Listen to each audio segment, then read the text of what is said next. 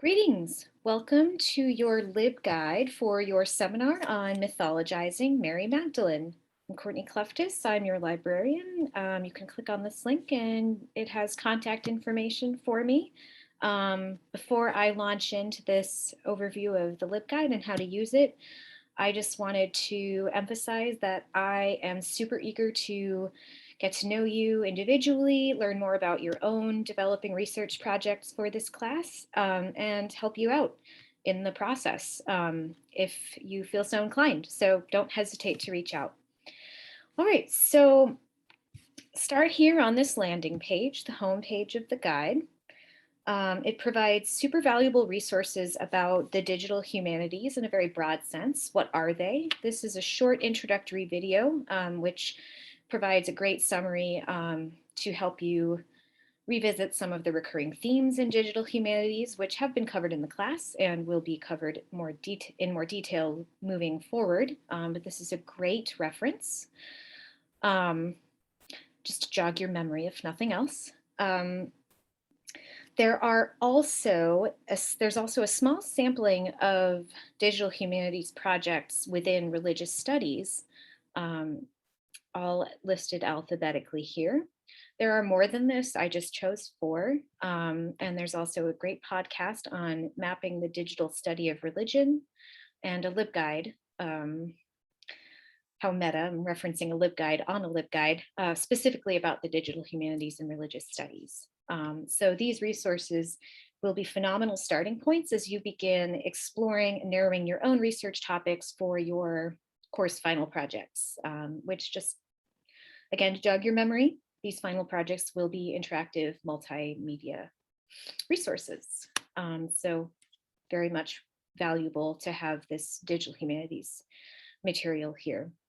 Moving on to the right-hand side of the screen, we just have a brief overview of some of the core journals and databases in religious studies and women and gender studies, both of which pertain to and speak to questions about the role of Mary Magdalene in the Western imagination.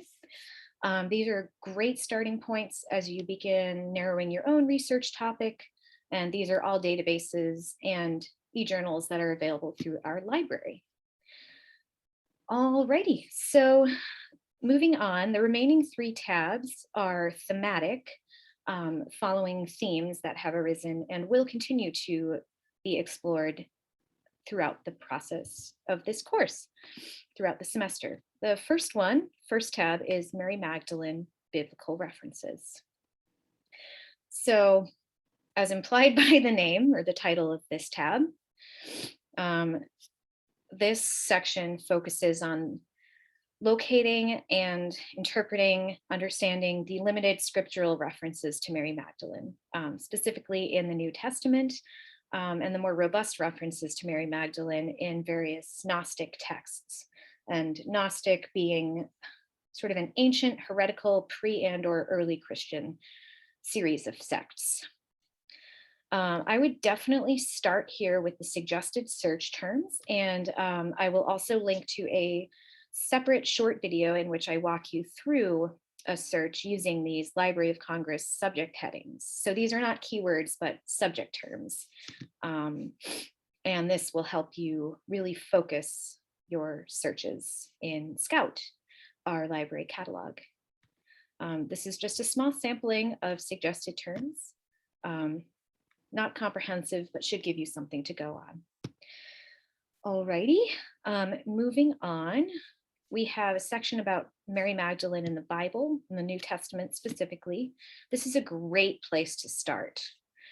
I would highly recommend that you take a look at these concordances. So concordances are reference sources that are essentially akin to searchable indexes or indices of biblical terms. So what you can do is check the index for every single reference to Mary Magdalene, or any term or concept that you are interested in exploring. But for the purposes of this course, we're focusing on Mary Magdalene, and it will point you to every reference in the Bible or the New Testament about her, of which I'm pretty sure there are only 5 to 7, limited, but it still gives you a really valuable insight into how she was understood and conceptualized by early Christians.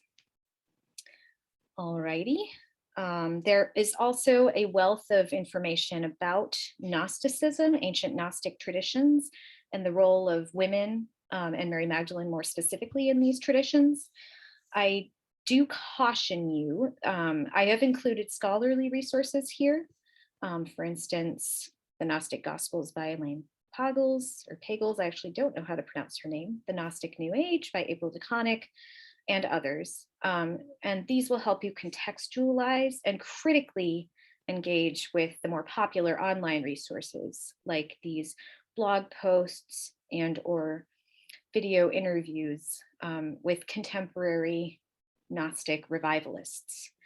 I emphasize this need to adopt a critical lens and with a healthy dose of skepticism as you engage with these resources, because Gnosticism, especially modern revivals of it, tend toward conspiracy theories. So take what you read and or hear with a grain of salt and think about the social and political influences that may be shaping these conspiracy theories. So again, just a word of caution, not to diminish the value of these resources. I think it's important to be in dialogue with both scholarly and popular resources, and this is what this section of the guide attempts to promote. All right, so moving on to the second tab, we have the myth of the penitent whore. This is a myth that was really prominent in the medieval era throughout Western Europe. And again, we have a list of recommended search terms. Just to reiterate one more time, I do have a separate video walking you through a sample subject search in our database, in our library catalog. You can also use that in the databases listed on the home tab as well. So just again, to promote that resource, it's a very valuable and helpful tool. This page is a bit shorter, but it offers a deep dive into how medieval legends from across Western Europe, different countries, different regions, depicted Mary Magdalene through the lens of this notion of the penitent whore, this sort of archetype. One of my favorite resources on this page, a really great starting point, is Venus in Sackcloth by Marjorie Malvern. Don't be deterred by the very early publication date. This was published, I believe, in 1975. There are a wealth of more contemporary materials, for instance, Mary Magdalene in Medieval Culture, published in 2014.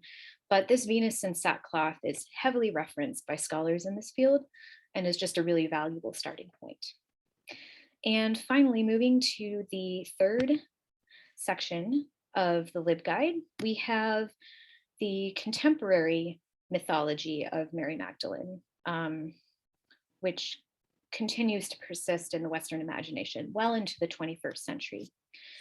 This contemporary myth is reframing Mary Magdalene, shifting away from the notion of her being a penitent whore to her being the bride of Christ. And some New Age theories even suggest that she may have been a priestess of the goddess. So blending sort of pagan and Christian cultures and traditions in a fascinating, though perhaps not historically accurate, hodgepodge.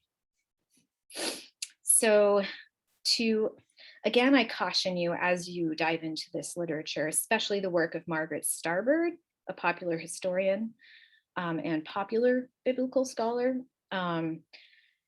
She has very controversial theories.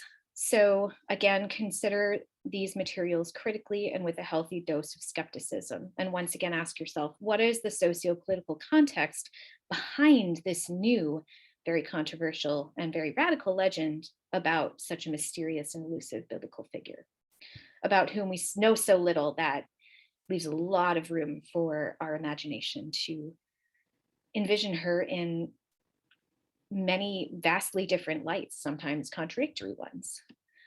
And again, there's great material here about the Da Vinci Code.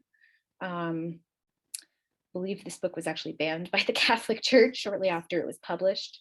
So once again, highly controversial. And this is probably one of the first popular books, a work of fiction that depicted Mary Magdalene in this light as the bride of Christ, and even as the physical incarnation or human embodiment of the Holy Grail.